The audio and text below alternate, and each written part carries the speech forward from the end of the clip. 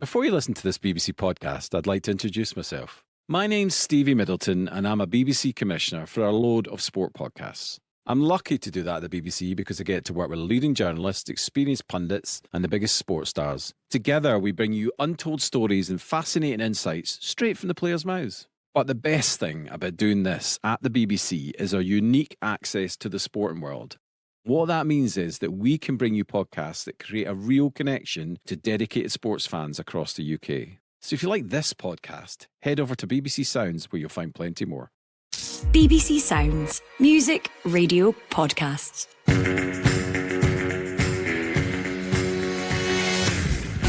Hello and welcome to the Scottish Football Podcast on Wednesday the 1st of May. I'm Alasdair Lamont and here's what's on the agenda today. I think there's a lot to celebrate this year. Sometimes, the manager, there's one runaway that you can't, nobody can not vote for. But I think this year there's some interesting ones there, so let's see what happens. Who should claim the award for Manager of the Year? Also, Gilmour scores! Billy Gilmour has given Scotland an incredible lead here in Lille. How big a season has Billy Gilmour had at Brighton? And anybody that's played the game, anybody that's watched it, that's a lover of the game of football, understands what that situation looks like and what the outcome should be, and it's certainly not what we seem to do. Were the SFA right to dismiss Motherwell's appeal against Jack Vale's red card? Well, I'm joined this morning by the esteemed Rory Loy and Jordan Campbell. How are you this morning, guys? Good, thanks, Al. Yeah, good, thank you. Good show. Well, lots to get through with Jordan and Rory, but first, let's quickly run through all the latest Scottish football headlines. The Kilmarnock boss Derek McInnes, Dundee's Tony Docherty and Falkirk's John McGlynn make up the three-man shortlist for the Manager of the Year award. The Federation of Dundee United supporters have urged Tangerine fans to stay in their seats after the final league game of the season against Partick Thistle. They say a third pitch invasion could jeopardise their title party at Tannadice on Friday night. Hibs manager Nick Montgomery believes he has the backing of the Easter Road board and says his side are really close to becoming a force to be reckoned with. Jack Butland insists he's planning to be at Ibrox for the long haul, saying despite transfer speculation he's fully focused on achieving at Ibrox. And Motherwell's appeal against Jack Vale's red card against Aberdeen has been dismissed, with the striker now serving a 2-game ban. Well, let's just kick off with that Jack Vale failed red card appeal. Rory, you'll have seen the incident of the weekend. Clearly Stuart Kettlewell not happy. Ultimately, though, do you think that the referee came to the correct decision? I've actually got a lot of sympathy with both the referees and Jack Vale with this incident because intent's not always relevant, but I think in this case it is. The ball's dropping over his shoulder, he's not looking, he's trying to control it, his foot's not that high, he doesn't see the opponent. So I do have a lot of sympathy for Jack Vale, but under the current laws of the game, that is a red card. Should the laws be looked at? Potentially. But I think the referee has to make that call. And, I think the decision to deny the appeal was the correct one given the current laws of the game. However, I do have a lot of sympathy for the player on this occasion. John, was it one of those ones you kind of suspected that the red card appeal was never going to be successful? Yeah, I think it's a classic case of if the referee had probably gone with a yellow, it doesn't get changed. And if he'd gone with a red, I think you knew when Motherwell appealed it that they had little, not many legs to stand on. With that one, Kettlewell, I do have sympathy for him because I don't think there is a lot of intent for Jack Vale. He is actually following the ball. And as Rory said, it's basically waist height. But, Kettlewell's version of it, which is Jack McKenzie steamed him and ran into him, I think that's a little bit stretch in reality. But yeah, it reminded me a little bit like there was one about maybe 10-15 years ago in Nani against Real Madrid where the ball's going over his head and he sort of loses flight of it, but there was no violent impact here, so I thought it was a little bit harsh, but it's just one of those ones that's never going to be overturned. This is the Scottish Football Podcast. Let's move on to the Manager of the Year nominations. These are things that always cause significant debate. Rory, I'll start with you. What do you make of the shortlist? I think it's a strong shortlist. I think it's a good shortlist. I think, like every year, there are some managers out there who fall foul to the timing of it, but that's just the way it kind of has to be. I think Lamont and Rodgers would have been in with a shout had the season finished and more cups were lifted. The only omission that I'm slightly disappointed with is Rhys McCabe. I think he has done incredibly well as such a young manager to get Airdrie into the playoffs. However, it is still a strong shortlist. John McGlynn, unbeaten so far, and Tony Docherty has done a wonderful job at Dundee, but standout candidate for me is Derek McInnes. I think he's done fantastically well. He said that this season would be a better season for him and the club. They wouldn't be scrapping for relegation to try and survive. And I think it's a strong shortlist made up of 3 Scottish managers, which is great to see. Jordan, it is always the timing of it does always kind of skew things slightly, doesn't it? Because clearly we could be sitting here in a couple of months' time looking at either Philippe Clement having won a treble, Brendan Rodgers having won a double. And clearly, if either of them come out with that, it's difficult to argue against them being manager of the year, isn't it? But I guess these things just have to be decided around about now. Yeah, I think that's the thing, is when you're judging old firm managers, you're always holding them to a different standard because of the budget advantage they've got, because of the squad size, the squad quality they've got. So it does have to be an outstanding season for them to really feature. I mean, Brendan Rodgers sort of almost normalised a treble in Scotland, so I think that's probably why we're seeing the fact that this is the first time in years probably that there's not been at least one of the managers from Rangers or Celtic nominated. But yeah, it does have the potential to look farcical if Clement has a treble under his belt by the end of the year. But I guess you can't wait till the very end. But yeah, personally, I thought Rhys McCabe another good shout for the style of football he's got them playing. But even Stephen Naismith, you think he was under a lot of pressure at the start of the season, done really well to turn things around, and there's clear daylight between Hearts and Kilmarnock, so he's done a really good job to make Hearts the third force again. But I would agree that for me, John McGlynn's done a really great job at Falkirk, unbeaten the whole season, built a really young team. And just sort of re-emphasising he's standing in the game for working with young players and being able to build a squad together, what he did at Raith Rovers. So I think that's outstanding, but you're always sort of leaning towards the Premiership candidates. And yeah, I agree that McInnes, some of the headline results he's got again against Celtic, three games they've not lost against Celtic. So I think to almost get Kilmarnock to where he had Aberdeen those years ago, where it's almost on autopilot, they're a nightmare to play against. I think he's got them to that position, and yeah, after 4 or 5 difficult years after Steve Clarke, you can see that belief again at Rugby Park. 100%. I mean, there are obvious comparisons being drawn with the job that Steve Clarke did when he went in at Kilmarnock, and if you look back at the point where Derek McInnes took over at Killie, it did feel at the time like a real step down, with the greatest respect to Kilmarnock, but where they were at the time. But I mean, he's completely transformed them, consolidating last season, and then this season has been, a real roaring success, Rory. It has, and if you go back and listen to Derek McInnes' interviews over the last few seasons, he almost knew season by season the steps that had to be taken to get to this point. I remember I was down at, I think it was Somerset, covering a game, and it was very early on in the season. Potentially it was in the League Cup group stages, and Derek McInnes, this was last season, said, look, this season's going to be tough. We're going to need to really fight and scrap for everything we get, and in January we're going to need to recruit well and then stay in the league. And then you hear him this year going, we should be better this year, we should be pushing for top 6. And it's almost like, I do agree with you, Al, that it seemed like a step backwards, but he could see the vision from day one. And, Billy Bowie and everyone at Kilmarnock obviously bought into Derek McInnes, the idea of Derek McInnes, and he bought into Kilmarnock, and 4 or 5 years later it's all came to fruition. But he knows, I think he has an inner belief in himself that he understands the game in this country so well, and the recruitment process, the amount of players as well he's able to attract through being Derek McInnes and having a successful track record. If you look at the January window, Kevin Van Veen, Greg Stewart, all with options chose to go to Kilmarnock. He's then able to manage them when they're not playing as well. So look, I think, although it did seem like a step backwards at the time, Derek McInnes ultimately knew that he would mould Kilmarnock into the 3rd, 4th, 5th best team in the country at some point. If you look at the job Tony Docherty's done, I mean, there are a lot of, you would imagine that he has, the team that he developed with Derek McInnes in terms of their management team was successful.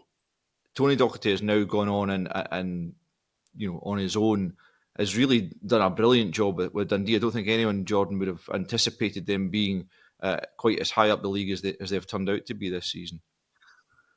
No, and I mean, if it almost feels like a different time when at the end of last season, Gary Bowyer was moved on, and it seemed like a really, really harsh decision, and you were fearing for Dundee whether that would sort of kill the momentum, whether it would take away the spirit that they built last season. But I think Tony Docherty's maybe underestimated the job that he's done there, let alone it's his first job. But the fact that they've come up and gone straight into the top 6, I think the fact that you Dundee, Hearts, Rangers, Hibs for 4 or 5 years be in the Championship and come up and finish in the top half, that almost made it feel like, I think people forgot about the step up from the Championship to the Premiership. So no, he's done a great job, and I think we talk about McInnes' use of the transfer market.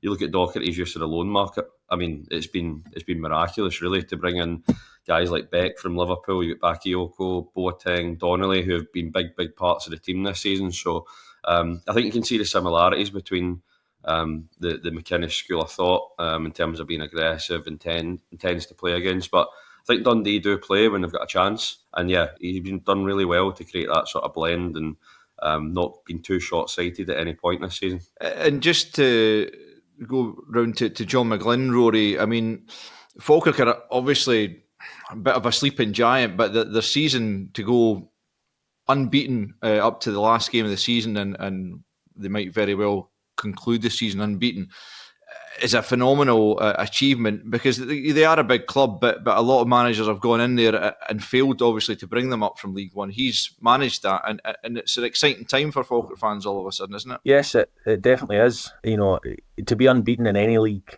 anywhere in the world is an impressive feat. It's difficult because there's always that chance you're going to have one off day at some point. I think if you look at the teams that have went up from League One, Dunfermline last year, for example, you wouldn't have been able to pick between Dunfermline and Falkirk, whereas this year with Hamilton coming down, they were in a little bit of turmoil.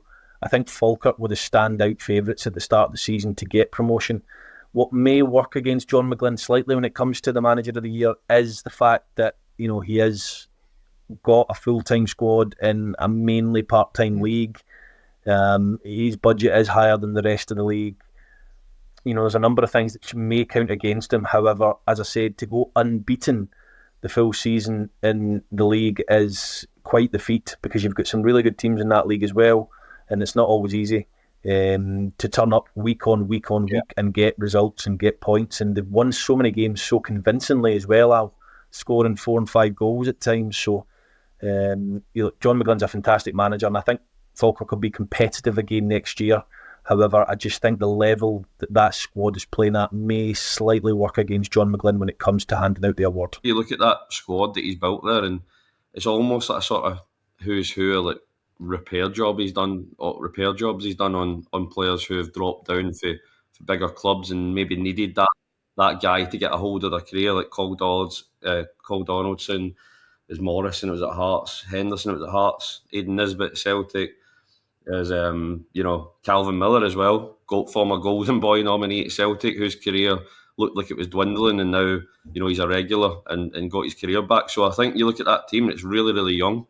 Even guys like Tom Lang, who was playing at Clyde a few years ago and was struggling to really get a full-time team. I think you look at that team and you think he's really built something there that is sustainable for the next 2 or 3 years if he keeps adding to it. So again, I think it speaks, I take Rory's point that mostly a full-time team and mostly a part-time league, but I don't think it wasn't an easy job to try and knit everything together with the pressure to go up. I think the level they're playing at, though, in terms of those players that you speak about, they are playing at League One level. These players should be better than that, and they're used to winning this year, so the big test will come next year when they maybe lose a couple of games. So all these players are good players, but I think everyone can look at that squad of players and look throughout it and say you're better than League One. They've went and done well in League One, but they should really be plying their trade in the Championship or the Premiership. So, I do agree with you, it's not always easy to knit a squad together. However, these players are too good for League One, and they've maybe failed or disappointed slightly at higher leagues, so they need to go and do it next year and prove that they're good enough to be at that level.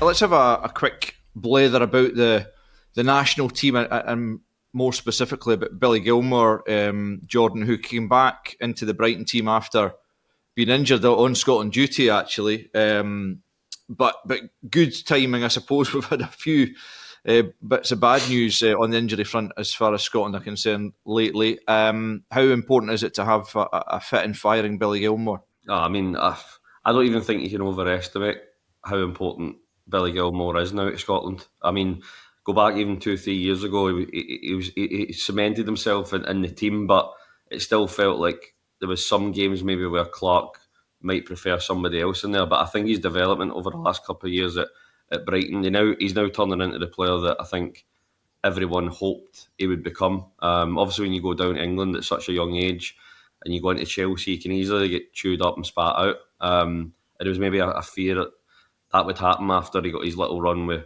Frank Lampard and then sort of dropped out of things with all the superstars there. But I think he's done so well to navigate his career, to get out of there and go to a progressive club like Brighton. And then, McAllister and Caicedo moving on in the summer, and Brighton not really bringing in the replacements that perhaps they wanted, or perhaps De Zerbi wanted, has really worked in his favour. And I think you've seen Gilmour transform his body. I think he looks like a Premier League athlete now. And there's no that question anymore about does he just rely on his brain and his great technical ability. I think he can get around the pitch now. He's really robust. And I think it's massive for Scotland that he's back, because I think he's one of the first, if not the first name on the team sheet now. How important, from your perspective, has Roberto De Zerbi been in his development, do you think? I think he's huge because, you talk about coaches in world football, there's not many who have got a more distinct style of play. And I think if you were to really pair Billy Gilmour with any manager, it would be him, because it's all about sharp combinations. And I think you even see at Scotland duty now, you can see Gilmour thinking the way that De Zerbi trains him to think, those little triangles.